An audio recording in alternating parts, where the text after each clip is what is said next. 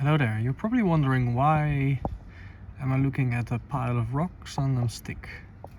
I'll explain it to you, but first I wanted to show you some of the visitors the sunflowers are getting. The sunflower seeds are ripening, and yeah, the first birds have arrived to stock up on winter. They do this every year, and every year I have so many sunflower seeds that it doesn't really matter. There's always plenty enough for me, for next year, and for the birds.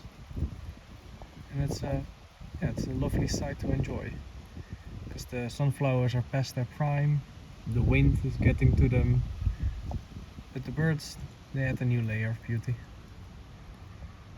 But back to the video that I was actually making. So yeah. Alright, what are we looking at? A stick and stones. I made the stick, our club. I was really inspired by recent founds. You might have heard that I found a 500,000-year-old wood that was altered by human hands, or at least hominid hands, and I was inspired by that, and I made a club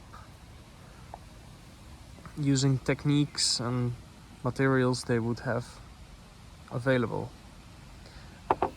in this very long time period. Like some of the periods, I forget the names always, they span hundreds and thousands of years, and it's almost incomprehensible.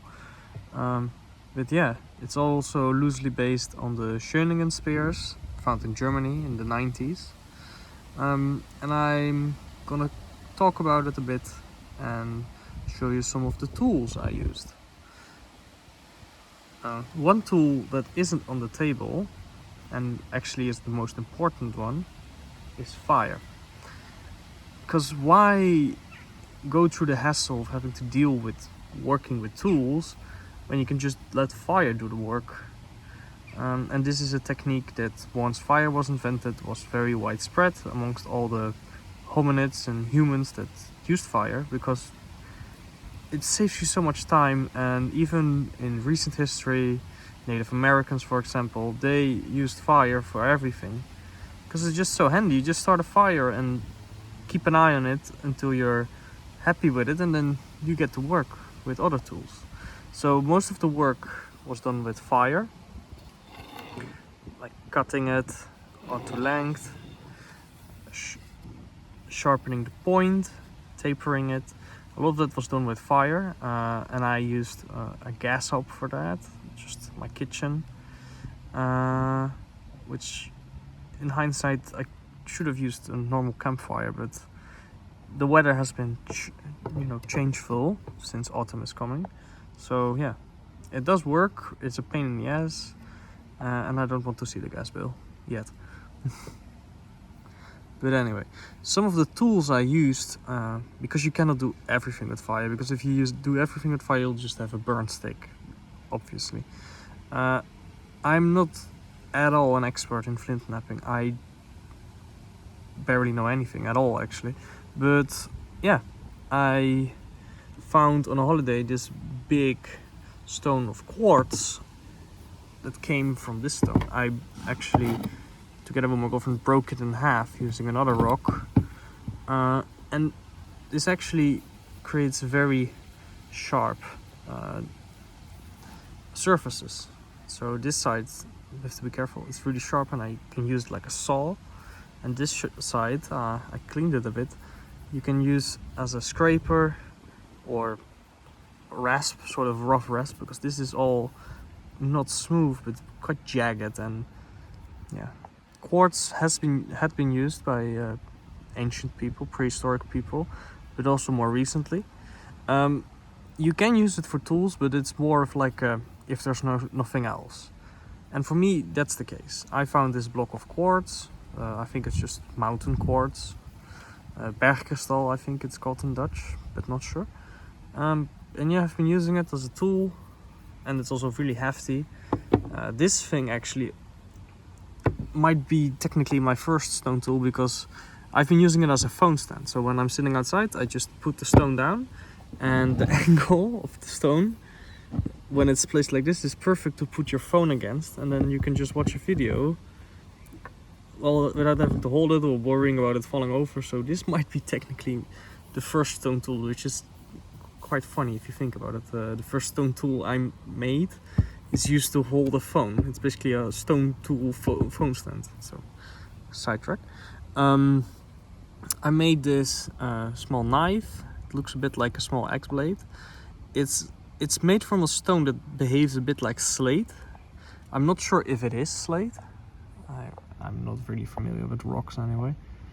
Yeah, and I just shaved it, sharpened it. Now it has an edge if it wants to focus. And it actually cuts quite well. I actually used it for fun in the kitchen. Cut some onions, cut some tomatoes, and it actually works. Yeah, it actually cuts. It doesn't just push through, it actually cuts. With wood it has more trouble, but with organic material and fibers and shit, it goes really easy. I also made this, a really simple two-sided knife. I found it and I was like, oh, it looks a bit like an arrowhead. It had these two, how you say, indents. Yeah, and I accentuated them a bit, so maybe I could put a handle on it. It's not that sharp, but it has an edge, and for wood it does work. And remember, I haven't even started flint knapping yet. I have zero experience with that, zero knowledge about that. Basically all I know about this is from YouTube. I grew up in a flat. I have no background with any of this. This stone I used for polishing, so the fire, it blackens it, and then by polishing it, it gets its shine, and it also compacts the outer fibers, so it helps making it smooth and everything. This tool, it looks like a rock, but it's actually a tool. This chip in the middle is on two sides, and I tried to make it work on the other side well, which kind of succeeded. And I used this to create the point. It's basically, I'm not gonna do it for real now because it's already finished. But yeah, that's how I sat. You can still see the stuff inside from using it. That is some of the stone tools, but actually one of the tools I used, which isn't stone but glass, is this one. It's a small knife. I used it for scratching and everything. You can see it's just how the piece broke. It's quite really sharp, and I've used it to attempt to make some focus. Hello. Oh, yes, to make some carvings. So I made some carvings, really simple, really crude.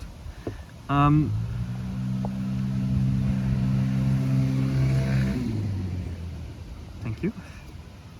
What I did is I carved a band around it, sort of abstract forms, and then from it comes a flower. There's the stalk and the leaves, and there's the ground it stands on. But the flower is also a hand, a very stylistic form of hand, like 4 fingers and a thumb. Yeah. And at the point you can see this. This is my first attempt at making some cordage. And I actually made it from dead leaves from a plant in my room. So yeah, and it helps with preventing it slip off. And yeah, I'm actually quite happy with it. It's a nice weighted club. It lies good in the hand. There's a nice curvature to it, which helps in holding. Yeah, you can really, but also use it as a very short spear or prong or digging stick. Yeah, it's a... I made this. My skills are not good, but yeah, I'm happy with it. It's a club slash baton slash digging stick slash improvised spear or just poking stick. You wouldn't want to be poked with this or hit with this. And if you're wondering, this is the winds I'm talking about. Back in the prehistory and also in history and ancient history, like the Romans, and for example, were quite famous for it. Phallic symbols were quite important, and I saw this shape of the wood and I couldn't help myself. So yeah, if you get whacked in the face with this, well, you basically you know what I mean. Couldn't help myself, sorry.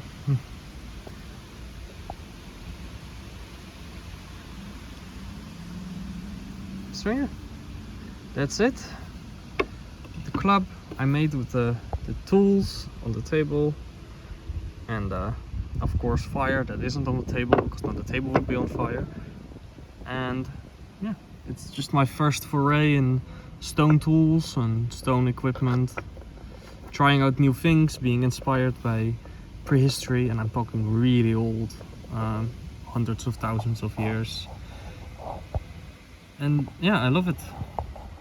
It's really interesting to, with such minimal, literally found, all of this I found on the street or on a building area or just when walking, and just saw the shape and I was like, oh, maybe I can do something with it, and put it in my pocket, took it home, tried it out, and some of them are useless or still useless, because maybe when I finally get skilled enough to alter them through flint knapping or abrasion or whatever, maybe they will be useful, but for now they're just stones. But some of them, they are actually useful. And for someone who grew up in a flat and has zero experience with all of this, it might not be much for someone else, but for me it's nice, it's fun, I enjoy it. And this video has been going on for almost 30 minutes and I'm surprised my phone is not crying about storage space. So before I get cut off by storage space, or the lack thereof, I'm gonna end. Well. Just as I was talking about it, I ran out of storage space. So enjoy this bonus RUBENSKi time-lapse, and see you in the next video. I really enjoyed making this video. I enjoyed making the club. Hurt my fingers, but part of it. Yeah, see you in the next video. Houdoe.